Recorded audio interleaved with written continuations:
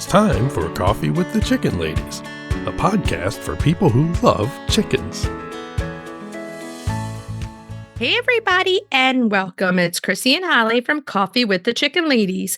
We're here, and this is episode number 234 of our podcast, where we talk about everything chicken, family, fun, and more chickens.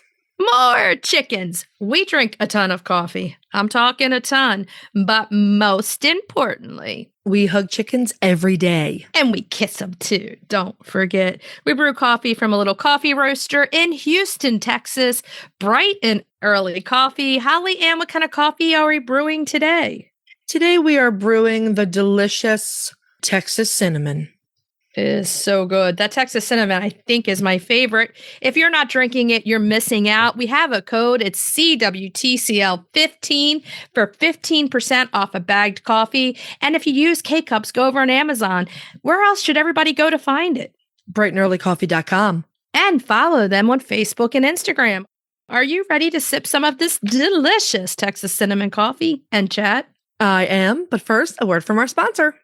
We have some exciting news to share from our sponsor, Grubbly Farms. They're here, new and improved, Grubbly's World Harvest. I'm a longtime subscriber, and my flock love the healthy, nutritious treats, plus orders $40 and more ship free. If you haven't heard, Grubbly's has a fantastic layer pellet and crumble feed. It's packed with plant and insect protein, perfect for those picky chickens and ducks. Grubbly Farms makes food and treats for healthy pets and planet.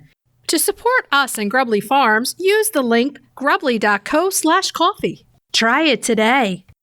Blah, blah, blah. What are you blahing about? It's dreary and pouring down rain here. Man. The rain has stopped here, so I think it's going to stop where you are very soon. This might necessitate another Tractor Supply run for me, though, to get some coarse shavings because my runs, God. I need an arc to get through my runs.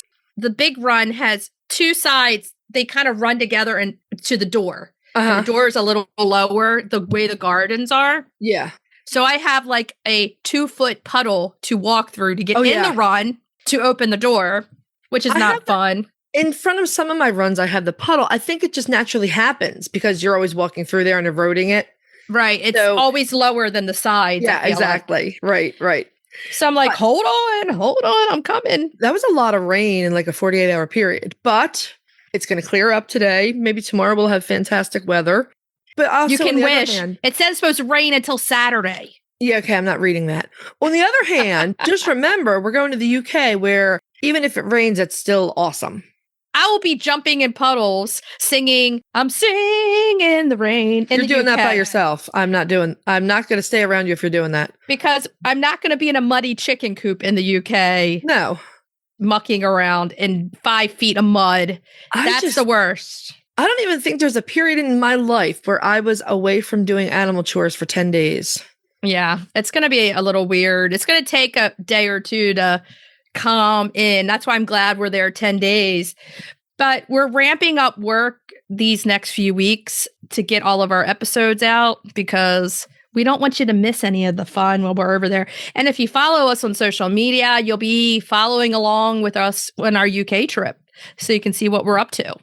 So I'm like ready for just sun. It's okay. We're in a drought. I saw on the news that yesterday they had to, in Western Maryland, which is like 3-4 hours from us, rescue elementary school children with a boat from their school. Yeah, I saw that too. I didn't even know where the town was. I had to look up the town. It's in Allegheny County. Yeah, it's way out there. It's right on the border, way west. Right. So that's worse. I'm grateful we didn't have that. That's for sure. For sure. And other good news, my peonies are popping. Oh, are they opening? They're opening. I took a few with the bulbs because I didn't want the rain just to mutilate them outside. So I'll have to put a story up of the ones I cut. They're beautiful. It's my favorite few weeks of the year. I can give a lot of joy with peonies. My roses are exploding. I have one climbing rose. It was actually the first climbing rose I planted when we bought the house. I put it on the lamppost out front. Oh, yeah. It is gigantic. It has hundreds, if not thousands of roses all over it. That sounds really pretty. Well, that's all from sheep poop. And on that note, if you're listening to our show and you're loving it, head on over to Apple Podcast and leave us a written review. I'm telling you, it does amazing things for the growth of our show. We love reading these beautiful comments you leave for us. We love it. Make our day. Leave us a written comment and hit that subscribe button because you never want to miss one of the fun episodes. You don't want to miss it. And more importantly, they count them. Ooh, that's pretty rosebush. What you can't see in this photo is that the geese were trimming buds off for me.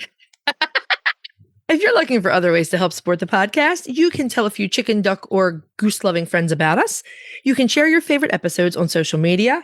You can become a patron of the show, patreon.com/Coffee with the Chicken Ladies. Welcome to our newest patrons and a gigantic thank you to all of you. We love you. The other thing you can do to help support the show is visit our website and our show notes, use our affiliate links and discount codes, and buy products from our sponsors. Yeah! You know what I love when it's 95 degrees outside? Being inside. Well, that too, but I really love cleaning my igloo chicken coop. Yeah, it is so easy to clean. You don't have to break a sweat. And you can use a water hose or pressure washer, so it doubles as a cool down. I also love those run covers. Oh man, the shade is superb. I go into the run to cool off. Yep, my flock's covered during the heat of the day, just chilling. Meanwhile, we're melting on the patio. Seriously, can we get in on this amazing coop design for ourselves? They're out there living the dream. So when it's pushing 100 degrees, the right setup matters. That's why we choose an igloo. Get your girls their own just in time for summer. Search Omelette. That's OMLET. Hey, Chris. Yeah. Do you like monthly subscriptions? Does it have anything to do with chickens? Of course. Then yeah. Let us take a minute to tell you about Chicken Love. You get a monthly Chicken Lady tea, treats for your flock, and a keeper care card. And did you know with every multi-month subscription, you get a free Chicken Love logo t-shirt? Really? Yeah. It's $36 a month with free shipping. What are you waiting for? Get off the nest and click already. That's chickenlove.com. That's chickenluv.com. Get your subscription today. The Breed Spotlight is brought to you by Murray McMurray Hatchery, defining quality for generations. For over a century, Murray McMurray Hatchery has remained a trusted family-owned business, working tirelessly to ensure our poultry meet the highest standards. Whether you are an experienced enthusiast or just embarking on the journey, look to McMurray Hatchery for guaranteed quality, rare and heritage breeds, low minimums, and all the supplies you need to raise your flock. Request a free catalog today. Hey, mate, have you ever seen Crocodile Dundee? You know where Crocodile Dundee is from? He's from Australia, and it's time for this week's Breed Spotlight. Yeah. That's the closest I've ever heard you to getting an Australian accent, but you were, put your individual spin on it. So this week's duck that we're doing for the Breed Spotlight is the Australian spotted duck. And it's not an Australian duck. It is an American duck. Just to keep things... I just wanted to bring up Crocodile Dundee and mate. Oh, boy. I don't know if I can recover from that one. I could have done one like the kangaroo hops and hops. Time for the Breed Spotlight. Yeah. Great. Jingle now we have two versions. Wonderful. Okay. Come on social media and vote which one you like. Crocodile Dundee or the kangaroo. A and B. Okay. I'm not voting. Okay, let's give to this Breed Spotlight the Australian spotted duck. The beautiful Australian spotted duck is a bantam breed of duck that has been in existence for just over 100 years. They're a baby.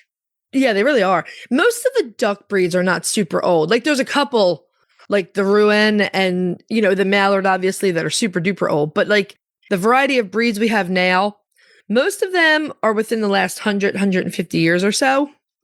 Now, the Australian spotted are hardy and friendly little ducks that look like frosted and spotted mallards. Did they go downtown and get some foils put in? Maybe. They meet all of the requirements for an American heritage breed, and they are currently classified as critically endangered by the Livestock Conservancy. Oh, that's not good. Australian spotted ducks were bred and refined in Pennsylvania. They should be the Pennsylvania spotted duck, but they're not. They were bred and refined in Pennsylvania over the span of about 20 years, basically from the 1920s to the 1940s. And they were exhibited at poultry shows as early as 1928. Okay. That gives flappers a new meaning.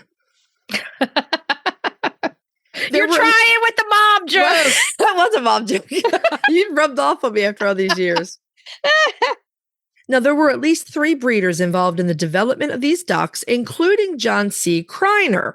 Now, if the name Kreiner is familiar to you at all, it may be because he was a pioneer in the development of the beautiful long-tailed phoenix chicken. Oh, yeah. So John Kreiner did not devote himself simply to the chickens. He liked the waterfowl too. All 3 of these known breeders used the same foundation breeds to create the Australian spotted. They used mallards, call ducks, northern pintails, and an unknown Australian wild duck. And why they picked that one for the name, I don't know. They just like to say, Mike. I guess so. In each case, they housed all of the birds together and they let them interbreed at will. Like, hey, baby, you look good, but tomorrow she looks good. So there was a lot of sharing the love. Oh, yeah. And after a few generations of this, a distinct-looking duck began to emerge.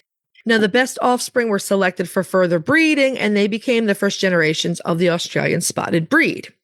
They're kind of interesting. They come in 3 different color varieties. They are greenhead, bluehead, and silverhead, and that, of course, has to do with the shade of the feathers on the drake's head. Okay. But here's what's really neat. Because of the way their genetics work, all 3 colors can be interbred, and they'll still produce purebred ducks in one of the 3 varieties. Nice. Nice. Though the Australian spotted has never been accepted by the American Poultry Association into the standard of perfection, small numbers of them were shown throughout the 20th century. And one of the primary purposes of this breed was exhibition and showing.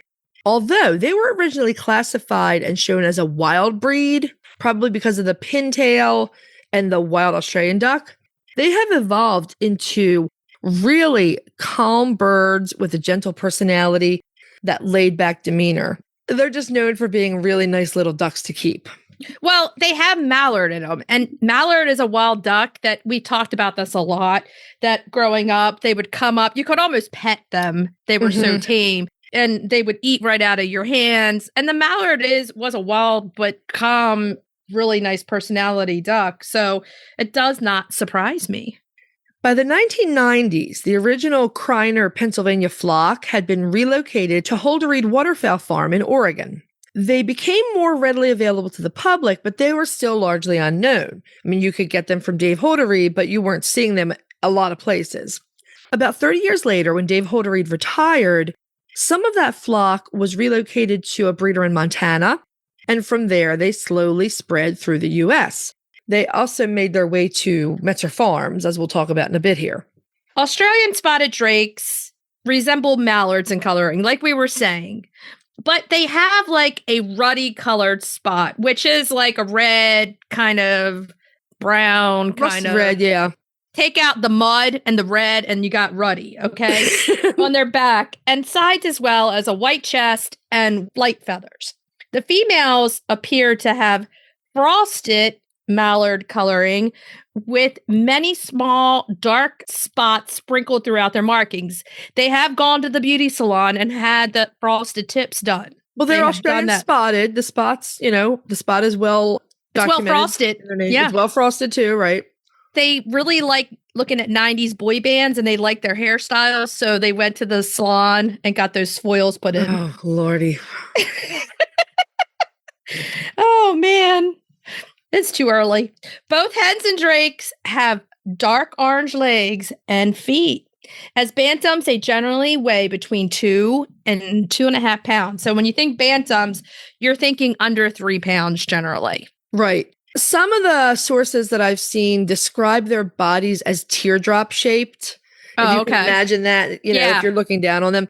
The other thing I noticed about them, and I'm assuming this comes from the northern pintail genetics, but their tail is a bit longer than call ducks or most domestic ducks, which I think is a really neat feature on them. They're really cool. So the duck hens will lay white, blue, or green eggs, and they can produce anywhere from 50 to 125 eggs per year. Because they're little bantams, you're not going to get a ton of eggs. They're going to be your pet of yours. You're going to want to be around them, and they're little cuties that make a lot of noise. Bantam anything, really, you're not going to get tons of eggs from bantams. but I sort of feel like the Australian Spotteds are the equivalent to the Nankin Bantams in chickens, right? Right. They lay the most eggs from their group, but it's not like you're getting 300 eggs a year like you would from, say, Khaki Campbell. Right. But they're reported to be the best layers in their class. So that's good. But bantams of any kind, like you said, you're not going to get, they're like snuggle with you. They were created to be showbirds, and showbirds and companions are pretty much, that's what most people do with them. They do. I mean, when we went to the poultry show, they were so cute, and there were tons of them. The call ducks, you mean? Oh, yeah. I didn't see any Australian spotted there myself. Did you?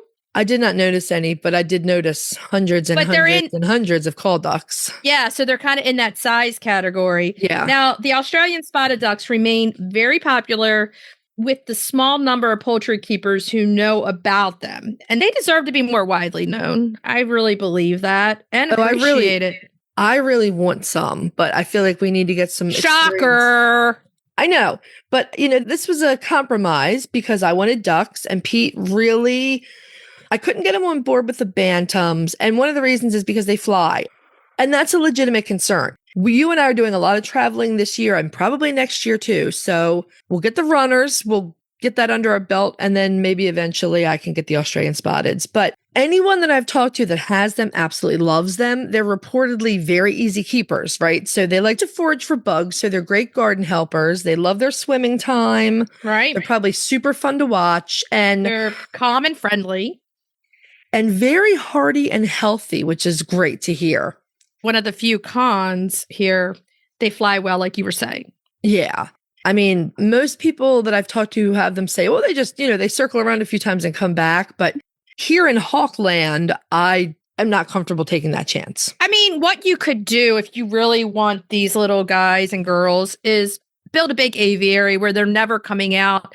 You have... the roof, they're not coming out at this point. If you build it big enough and you could carry them out, but you're not letting them out to fly around. They have enough space. They have their water supply right in with them. But you'd still have to be careful going in and out that you didn't let anyone escape. Well, you could do the same thing that you do for Rocky is that double door. You mean Rambo. Right. I said Rocky. Well, because if you yell Rocky 20,000 times a day, I know you're going to say Rocky. So yeah, for Rambo, the Bantam Rooster, we have an airlock, right? Which they have those at the zoo. Yeah, in the duck pond, they actually have those at the zoo. Perfect. The double an airlock. doors. It is. Yeah. So you could even do that if you were concerned. For a con, that's not that bad, to be honest. No, it's not. It's not. I mean, and that same thing that's a double-edged sword, right? Because you want them to retain their ability to fly because that's how they evade predators. Right. At the same time, you don't want them flying out into the predators. Yeah, exactly. Now, they will make a gorgeous addition to your backyard water flock, and they're a great conservation breeding project, which we always say they need some help. And, anyone who's into showing, they really need someone to get them into the American Poultry Association Standard of Perfection. That gives breeders a breed standard to work with and would probably get them a lot more notice, maybe get them up out of the critically endangered category. Now, our upcoming guest does have them, which is really cool. Mm-hmm. Now, here's the question. Where did she get them, and where can you get these special little ducks? Our friends at Metzer Farm have been breeding the Australian Spotteds for the last few years, and they are now selling Australian Spotted ducklings. Check out their website. Check out Metzer Farms. They're great. They're awesome. You're going to love them over there. Okay, so send us pictures in a story if you have the Australian Spotted. Christine, this means you too. Send us your pictures. Are you ready to dive into the fascinating world of backyard ducks? Look no further than Metzer Farms, your premier destination for top quality waterfowl. Whether you're a seasoned breeder or just starting out, Metzer Farms has everything you need to elevate your flock to the next level. And if you're passionate about call ducks, you're in for a treat. Metzer Farms hatches a stunning variety of call ducks, meticulously bred for their miniature size, beauty, and calm temperament. From snowy whites to vibrant colors, each duck is a masterpiece waiting to grace your backyard. Visit MetzerFarms.com today to browse their extensive selection and start your journey into the wonderful world of waterfowl. Metzer Farms, where passion meets perfection.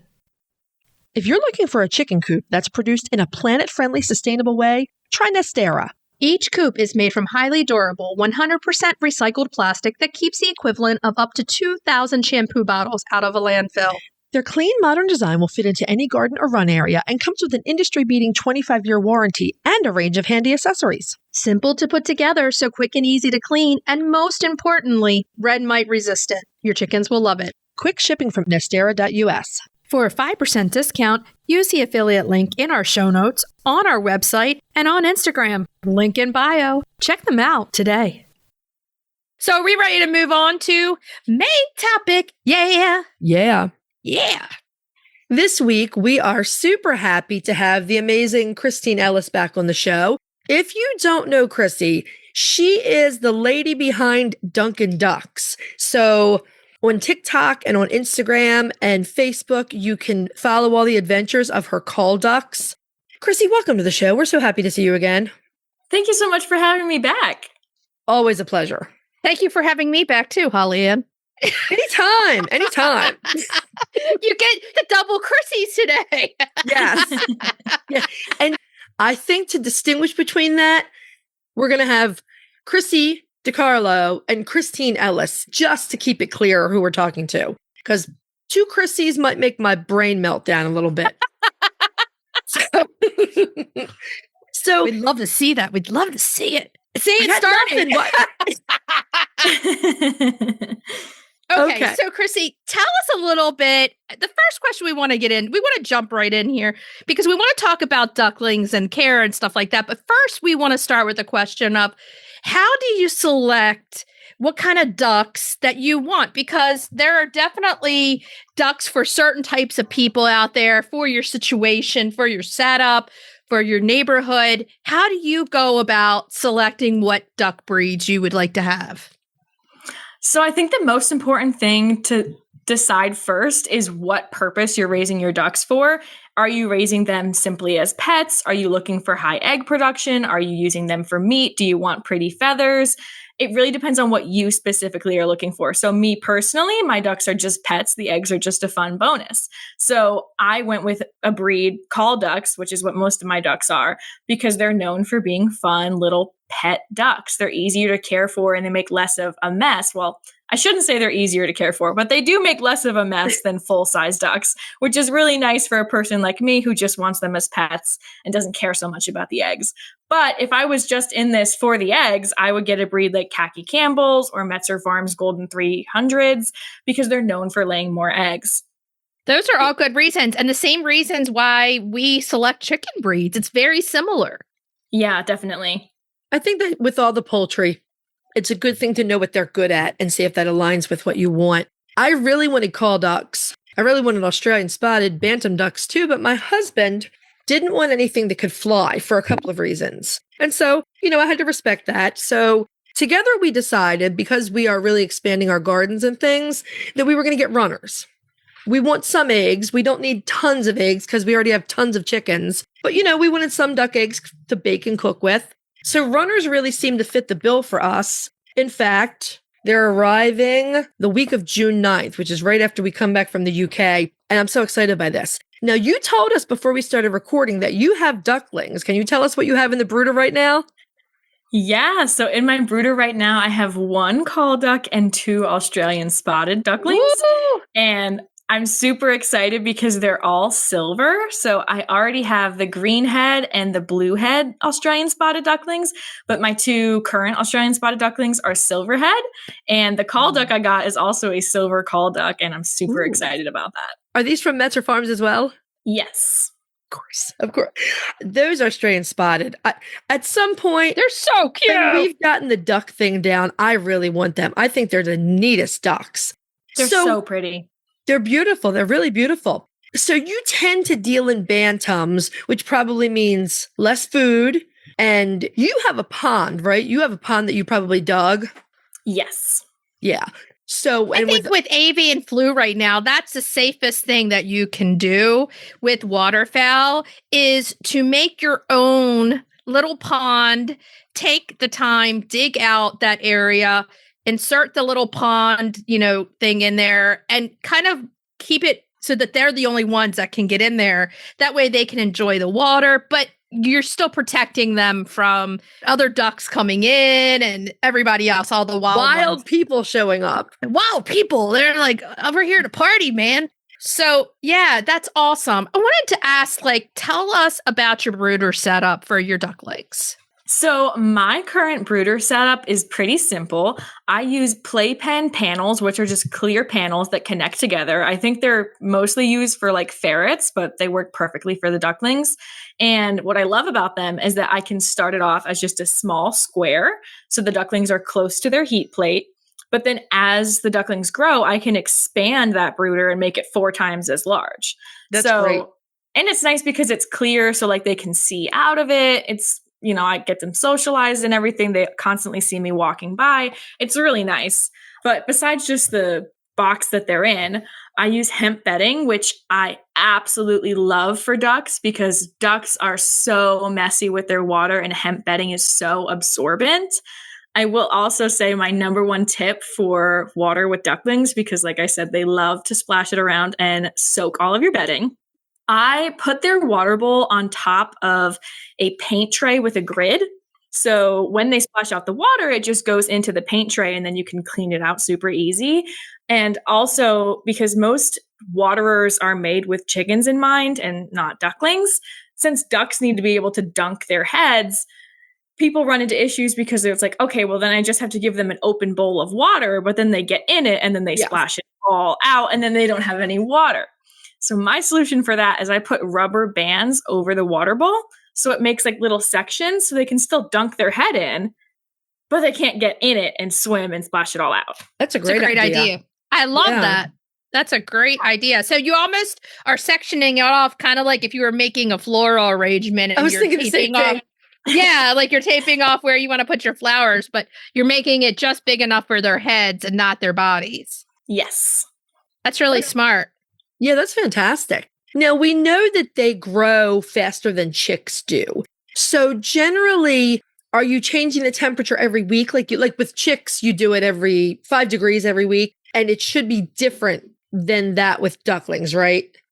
I pretty much follow the same schedule with ducklings. I lower it about 5 degrees every week. But because I nowadays use a brooder plate, the temperature isn't adjustable.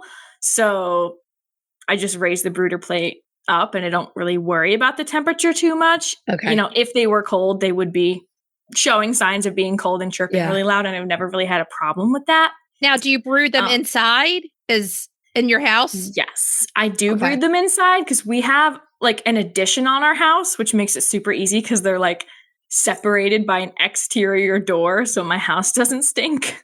But if I didn't have that, they would probably be like in the basement. Yeah, I mean, that's what we always talk about too, is using like both things, like a little bit of a heat lamp and the brooder plate if they're in a non-heated area. But when they're in heat, like in your house heat, the brooder plate works just fine for them. Right. Like the room that my ducklings are usually in is so ridiculously hot in there. I don't know what it is about that room, but it's like you walk in there and you just like sweating. So the heat plate does just fine, but I am an advocate for using heat plates, but I do think there's a time and a place when a heat lamp is sometimes necessary, especially for shipped baby poultry. Yeah. And I've been seeing a lot more frequently that hatcheries are like requiring and strongly recommending that people use lamps over plates. And I have to believe that's due to them noticing that losses are higher with plates over lamps. Yeah. So I do think, there's a time and a place for it. They're definitely higher in chicks with plates over lamps, especially if you're talking about, say, February, you know, and people are brooding in an unheated garage, something like that. So I think that's something that when you see advice for keeping baby poultry, use a heat plate or use a heat lamp with no explanation about the nuances that you really need when you're doing this. So my question is, so when I had my geese, Chrissie and I were absolutely flabbergasted by how quickly they grew up and feathered out. Oh, yeah, it was quick. It was so fast. So we know ducklings are not quite as fast as geese, but they are faster than chicks. Is that right? Yes. So it is dependent on the breed and, of course, individual genetics. But sometimes I look at my ducks at 6 weeks old and I'm just like, wow, like I feel like I could put you outside. I usually wait until 8 weeks, but if it's like super hot out, 6 weeks old, they would probably be fine. Yeah. Depending on the duck, of course.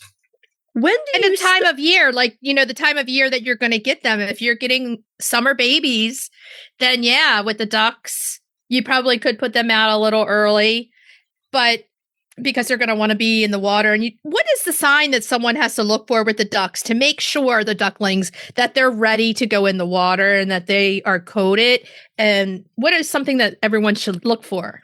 That's a tough one to answer because a lot of people feel very differently about this particular question.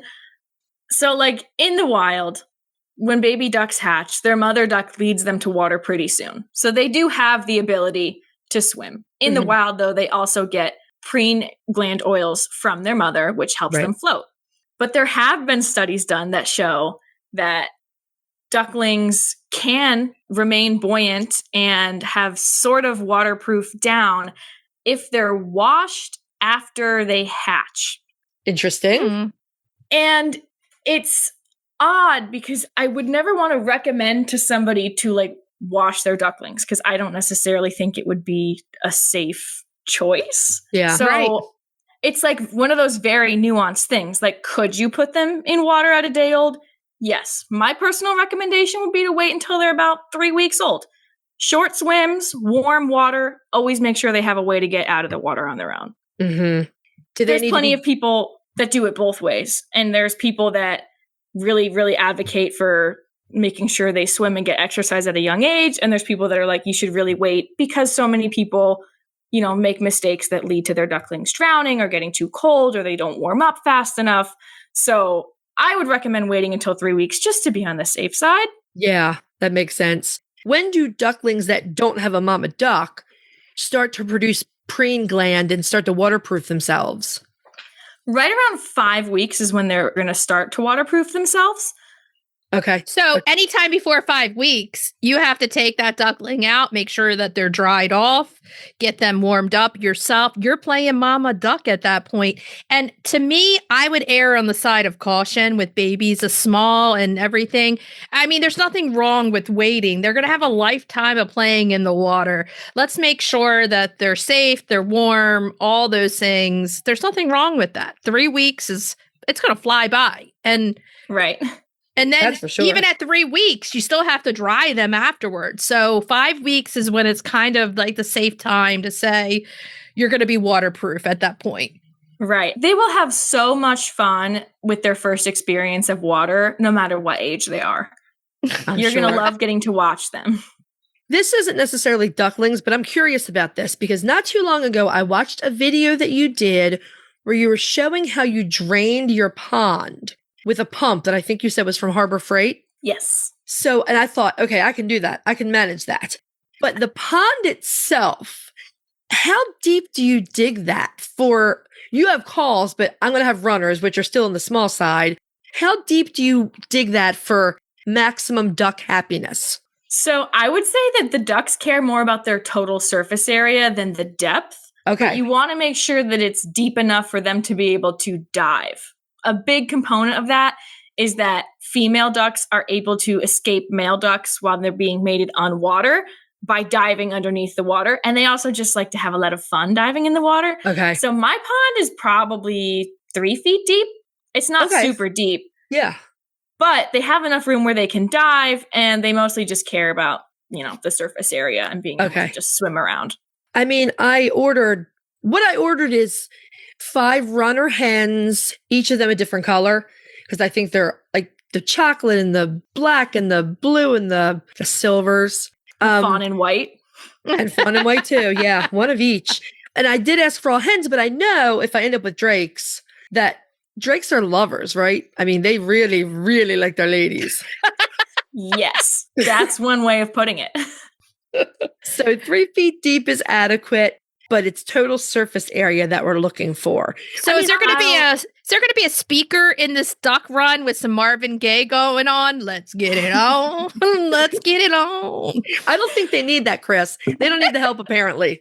I We'll also note to you that runner ducks aren't exactly well known for loving to swim as much as other breeds. Okay. So you probably don't have to go as crazy on your pond. Okay. Because runner ducks prefer to run around and eat bugs compared to swimming. A lot of people say that their runner ducks are afraid of water, or they're like, why are they not using this beautiful pond I built for them? And it's just the way they are. That's just how runner ducks are sometimes. It was so funny because we asked Katie and Mark that question last time we had them on.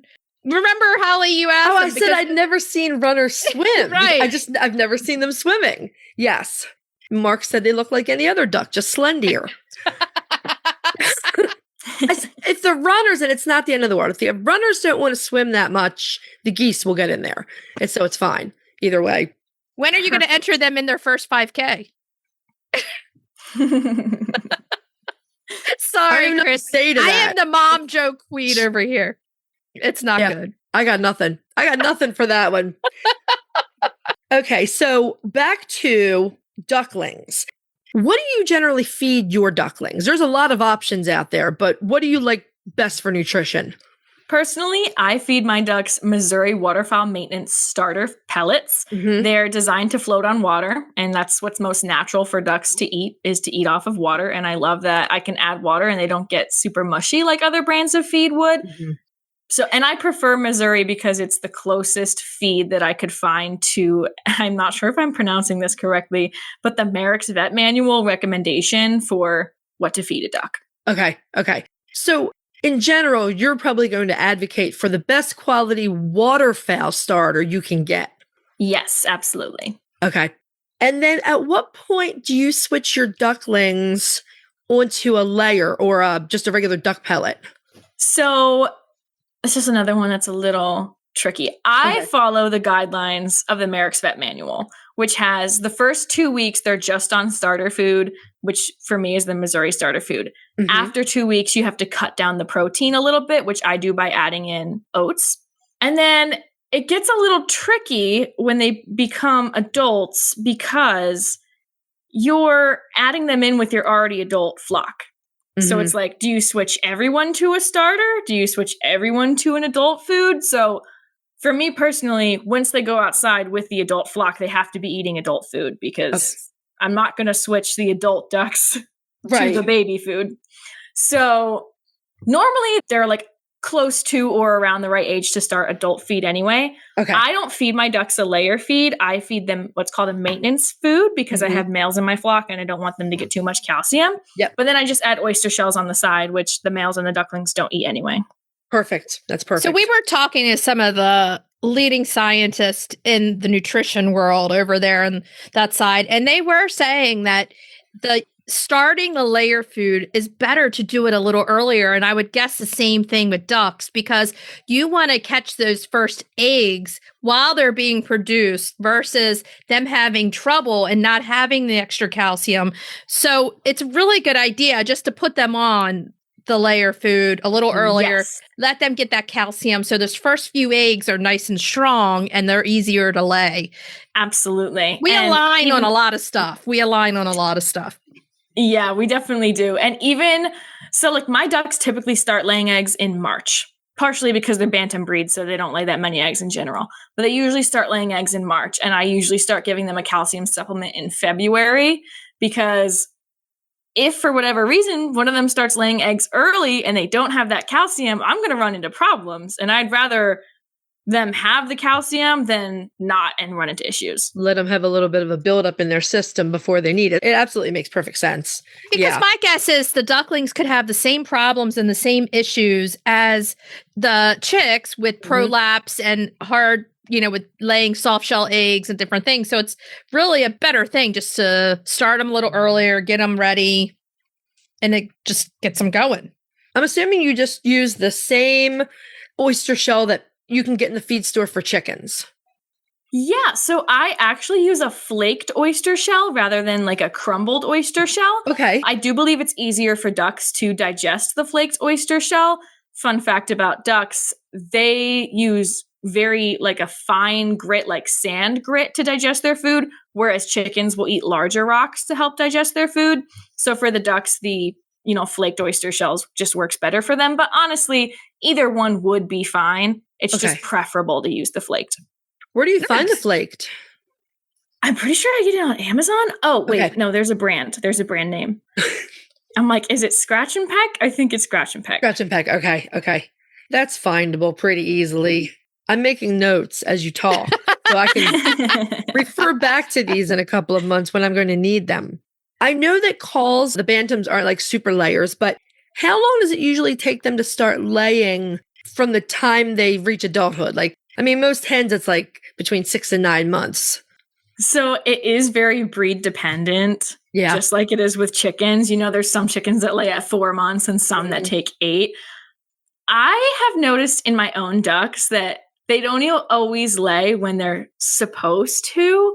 I often find that if they reach laying age and it's winter, they don't start. So I have had ducks take almost 11 months to start laying, which is longer than it should, but not abnormal because they just happen to reach laying age at a weird time. Yeah. But it has happened to me too. That's happened with my Cochin that it got too cold basically. And the days got so much shorter with daylight that they were about to lay, and they might have laid like 1 egg and then they stopped instantly. So you didn't really get the eggs until the spring. But a lot of things, and this is the thing to remember, a lot of things are very similar between chicks and ducklings. Now, one of the major differences is the water component. So you don't have the water component with the chicks and the chickens. You do with the ducklings. And also there's the niacin kind of factor in there. They need that niacin or else they can get weak legs. So anything you get, you want to make sure it has a good amount of that. And yes, absolutely. And a waterfowl starter food will have niacin in it. Chick starter feed usually doesn't have enough for ducklings, but Metzer Farms also has their waterfowl boost that they came out with, I think, last year. Mm-hmm. And that is a good source of niacin, probiotics, electrolytes, you name it. It's just really good for baby waterfowl. And I highly recommend using it for like at least their first 3 days of life. I still have it on hand, even though my geese are adults, because if it's bad weather and they don't get out a lot and they're stressed, anything like that, I pop that in the water. That is good stuff. It truly is. I got the text from Holly Ann today that it was sold out at TSC. So it was. Everybody's getting it. It's a great product. Thank you, Metzer Farms, Mark and Katie and John over there for getting that out. It's definitely helping everyone with the waterfowl. There was a real need for that. So, Christine, we know your favorite breed of duck, so we're not going to go through all that again. But what we are going to ask you is our last question is, what are your favorite breeds of ducks for beginners? Ooh, okay. So I say for beginners, I recommend starting with any breed of duck that's classified as a light or medium breed. Okay. I say this because heavy breeds are going to run into more health problems because they can grow so rapidly. They have health issues because of that. And the smaller flighted breeds are just a little bit more complicated because they can fly. And sometimes if they're bred to be too small, they have health issues. If you get light or medium breed ducks like runner ducks, khaki Campbells, ducks like those, you're less likely to have health issues. And as a beginner, you need time to learn about health issues. You can't just read a book and know them all immediately. Yeah. So that's why I prefer light or medium breeds. Great. Or like my favorite duck breed, which is the magpie, That's a light, I think. They're light, aren't they? They're light, I'm pretty sure. And they're so cute. That's why I love them. They're cute. Beautiful ducks. They really are beautiful ducks. And oh, sorry, Holly. I was just going to say, I need my duck world to expand. One thing at a time, though. One thing at a time. There is no substitute for experience. No, that's exactly what I was going to say. When you start, it's really good to listen to all the podcasts, read all the books, because you want to be prepared for everything, but you won't understand it truly until you live through it. If that makes any sense to everyone listening out there, you have to go through it in order to really understand it. But to be prepared, it helps you from being scared. So that's why doing all the research works out. Know all the things, the first aid kits, have everything ready so that you're prepared. Absolutely agree. So, Chrissie, before we let you go, our listeners can find you at Dunkin' Ducks on TikTok, on Instagram, on Facebook. Are you hiding anyplace else these days? I'm also on YouTube. Yay! On YouTube as well. Okay, great. And you have your book out too. Right. If you're looking for more information about beginner duck care and breeds, check out Krissie's book. I'll have that linked in the show notes. It's fantastic. Metzer Farm also has some really good information on their website. And I guess that's it. Other than there's one thing we didn't talk about today that is kind of a big deal happening with you. So before we let you go, spill the beans a little bit. We got to spill the tea, lady. Spill the coffee. All right, everybody. Drum roll, please. Okay. I got pet chickens. Yay! Yay! Krissie Ellis is now a chicken lady, a duck lady. She's both of them. Welcome. Go ahead and tell us the breeds that you have gotten, that you're starting off with. So I got all my chickens secondhand, so I didn't really have a total choice on the breeds. I just kind of got whatever I found being rehomed. So at least one of them I think is just a mutt. I'm not sure it really has a breed. And then I believe I have red sexlings, a lavender Orpington, a speckled Sussex, and a mottled Cochin. And I love my mottled Cochin. She is just a doll. Those birds, those Cochins, they were one of my first breeds. I feel like I always want Cochins. They're so amazing. And the mottled, just stunning. Oh, yeah. Well, welcome to chickens and ducks. You know what? We're going to have you back on again to talk about mixed flocks, because once you have lived that, then you're going to have that experience under your belt of having both of them. And that can be helpful too. That's just amazing information. And Joe always says about the Cochins, he's always like, you know, that weird one that has pants on. He's always about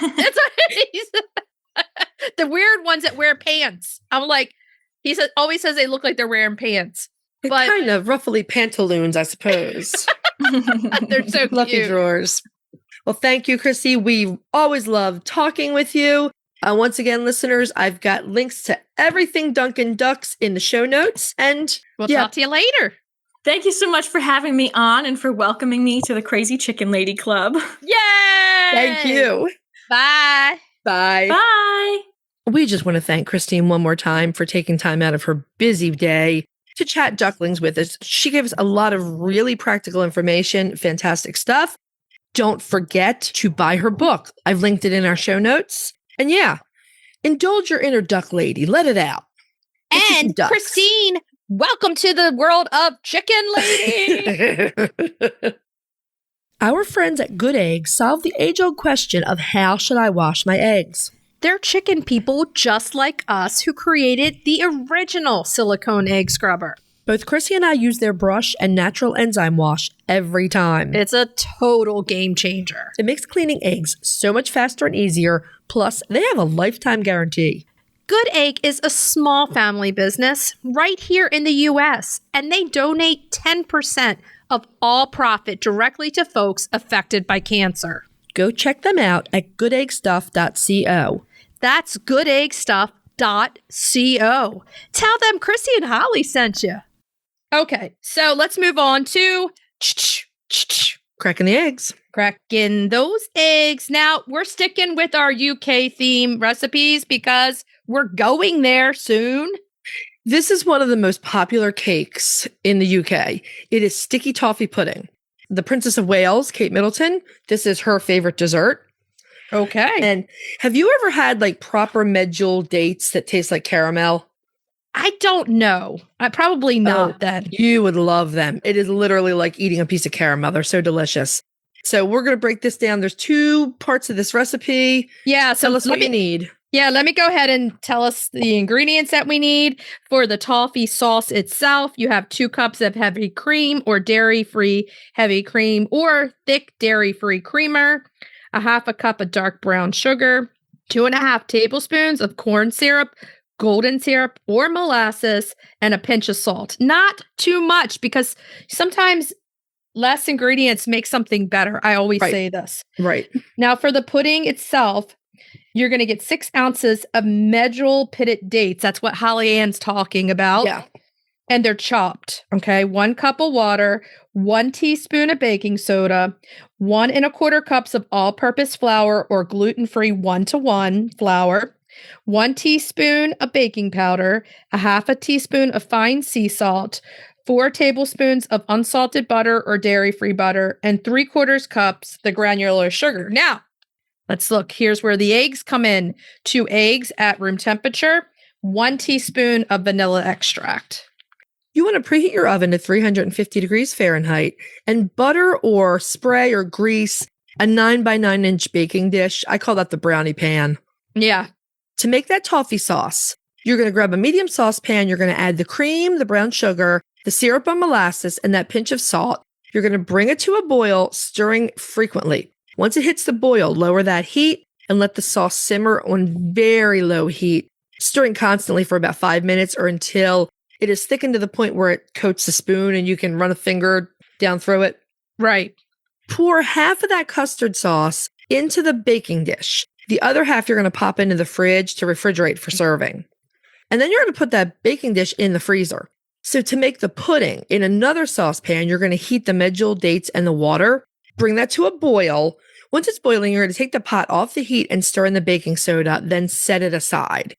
Grab yourself a small mixing bowl and whisk together the flour, the baking powder, and the salt. Grab a large mixing bowl. In there, you're going to cream together the butter and the sugar until light and fluffy. Add those eggs one at a time and then stir in the vanilla. Beat for 1 more minute until everything's just combined. Stir in half of the flour mixture. Then stir in the date mixture. Then the other half of the flour mixture. Don't overbeat it. Just stir it or mix it just until it's combined again. You're going to take that baking dish out of the freezer and pour the batter in on top of the custard. You're going to bake this for 50 minutes or until a toothpick or a cake tester comes out clean or with just a few moist crumbs because this is a really moist cake. Sounds good. Take it out of the oven and let it cool a bit before serving. So you can serve this warm if you want, or you can cool it completely, whatever you want to do. I like it a little warm with the toffee sauce poured over top. You just spoon portions of the cake into bowls. You douse it with the additional toffee sauce, and then you can serve it with whipped cream or vanilla ice cream. Always. And Always it's just makes like desserts better. The most delicious, cakey, caramelly goodness. It is delicious. Delish. Try it. You might like it. Let us know what you think and share some pictures of it. We'd love to see it. Okay, so let's move on to retail therapy. Retail therapy. Yeah. This week's retail therapy, we're relooking at something because we know you guys are going to need this. And this is going to go back to the whole duck thing. The duck thing. Yes. So we're going to do VitaMetz because it's a great product and we want you to know where to get it and how to use it. Absolutely. So right now you can buy it in your Tractor Supply unless it is sold out. I'm pretty sure that one of the Metzers told us that it's seasonal in TSC. I'm not 100% sure on that, but where you can get it all year long is on the Metzer website. Yeah, you can go right to the website and you can even just buy the stuff, the right. VitaMetz, and they'll send it out to you. Okay, so this is a supplement that you can either use on the feed or in water, so it's pretty versatile. And let's go into, if you mix it in the water, each 4-ounce package makes 25 gallons, which is really, really good, okay? Now, if you're mixing it on top as a food dress, you want 1 teaspoon of the VitaMetz per 25 pounds of food, okay? So with little ones, like when my geese were goslings, it was very easy to put this in their water. Right. But as adults, they have like a water dish, but then they have feed tubs filled with water and buckets of water for dunking. My birds have a lot of water sources. So there it gets complicated. So as adults, it might be easier to switch this as a top dress. Yeah. So let's look into when you will use it. Well, why don't you tell us first what's in it? Tell us what's in it. It's all the good stuff. So this is really exciting because it's one of the few waterfowl. I mean, it might be the only good source for waterfowl. It's probiotics, vitamins, minerals, and electrolytes. So everything you need to keep your birds healthy and to help them recover from any kind of stress. Right. And it's kind of magic for the waterfowl people because with chickens, like we have an embarrassment of riches. You can get all kinds of water-based supplements, you know. Oh, yeah. So that's why this is so exciting to all the goose and duck people. Now, when you want to use this supplement is within the first 5 days after hatch. So you're going to give them a really good boost of all those good things. If your babies have been shipped, this is an amazing thing to have on hand. Right. So you could buy it at the same time you buy your ducklings. Exactly. They'll come together. Your ducklings. Yep.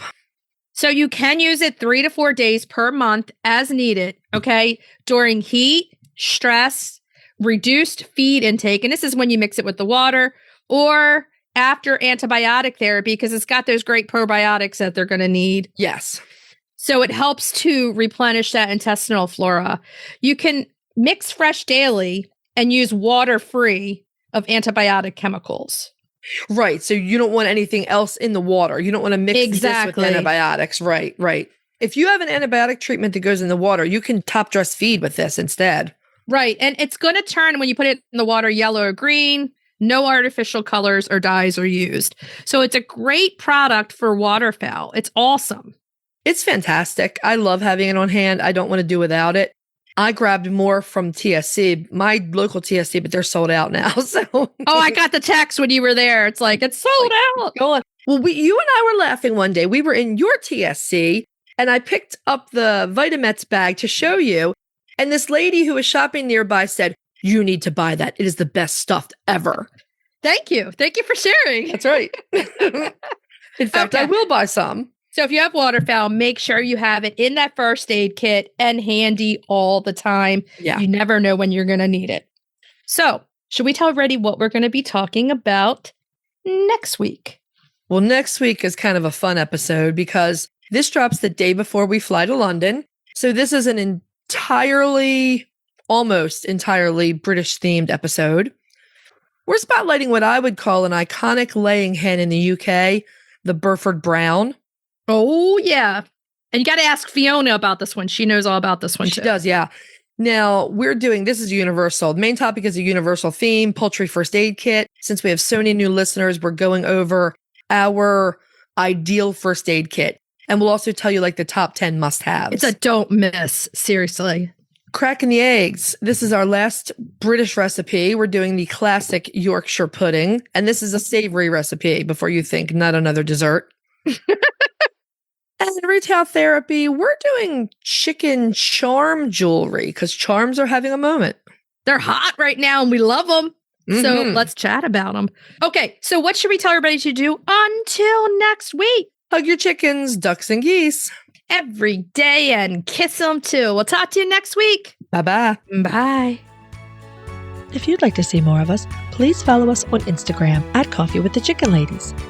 If you'd like to help us grow the podcast, please leave us a written review on Apple Podcasts. If you'd like to become a patron of the show, please visit our Patreon page, patreon.com/Coffee with the Chicken Ladies. Thanks for listening.